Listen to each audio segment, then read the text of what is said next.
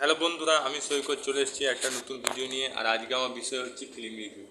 তো একটা ফিল্ম দেখলাম মা, যেটা কাজল দেবগন লিড চরিত্রে অভিনয় করছে।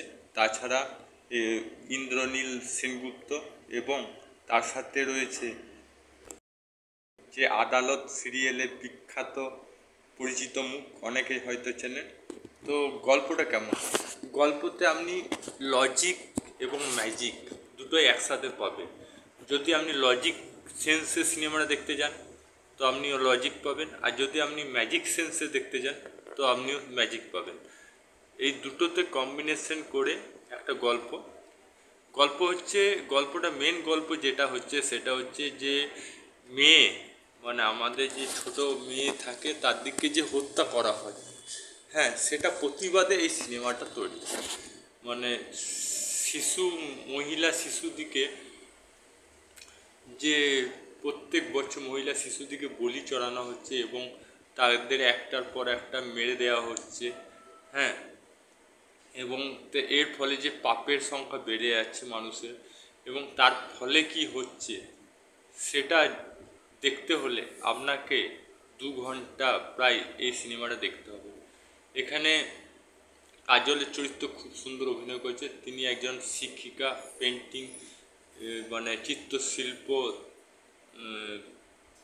পেন্টিংয়ের অভিনয় করছে, মানে চিত্রশিল্প শিক্ষিকার অভিনয় করছে। এবং পরে কিভাবে সে উপলব্ধি করতে পারে যে এই ধরনের অলৌকিক ঘটনা ঘটছে, এবং সে কলকাতায় আসে। চন্দনপুর বলে জায়গা একটা আছে পশ্চিমবাংলায়, এবং সেখানে গিয়ে সে কি কি উপলব্ধি করে এবং কিভাবে সেই অলৌকিক জগৎ থেকে বেরিয়ে আসে, হ্যাঁ, এবং কিভাবে সে মা কালীর আশীর্বাদ পায়, মা কালীর আশীর্বাদ পেয়ে কিভাবে সে কিভাবে সেই জায়গাটা মানে শুদ্ধিকরণ করে, সেটা দেখতে গেলে আপনাকে এই সিনেমাটা দেখতে হবে আপনার নিকটবর্তী সিনেমা হলে। এবার চলে যায় প্লাস পয়েন্ট। এখানে কাজলের অভিনয় প্লাস পয়েন্ট আমার খুব ভালো লেগেছে। কাজলের প্রত্যেকটা মুভমেন্ট আমার খুব ভালো লেগেছে। তাছাড়া ইন্দ্রনীল সেনগুপ্তর বেশিক্ষণ রোল ছিল না। ইন্দ্রনীল সেনগুপ্ত করেছে, ভালোই করেছে। আর রনিত রয় এখানে যে ভিলেনের চরিত্রে অভিনয় করেছে, বাপরে বাই। তাছাড়া দিব্যেন্দু ভট্টাচার্যের যে পাগলের চরিত্রে অভিনয় করেছে, কিন্তু সে পাগল নয়, কিছু একটা বলতে চাইছে, তারও চরিত্র, দিব্যেন্দুর চরিত্র মানে বলার কিছু নয়। তার অভিনয়টা একদম পারফেক্ট অভিনয় করেছে, এবং তার অভিনয়টা আমার বেশি ভালো লেগেছে, দিব্যেন্দু ভট্টাচার্য। এবং আপনি দেখলেই বুঝতে পারবে একটা মায়ের, যে এখানে মা বলতে এখানে বোঝানো হচ্ছে মা কালীকে, হ্যাঁ, মা কালীকে ডেলিকেট করেছে।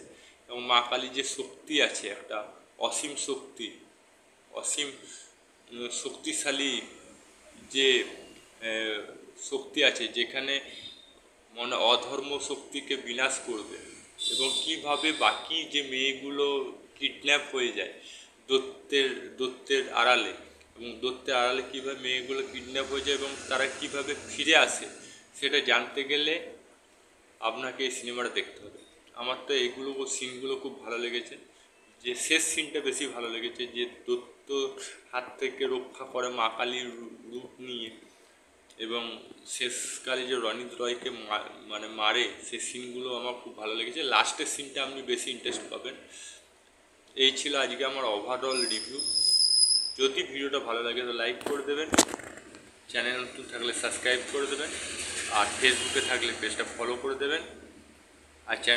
আর নিত্য নতুন আপডেট পেতে হলে আমার চ্যানেলে দেখতে হবে। জয় হিন্দ, জয় ভারত। ভালো থাকো, সুস্থ থাকো।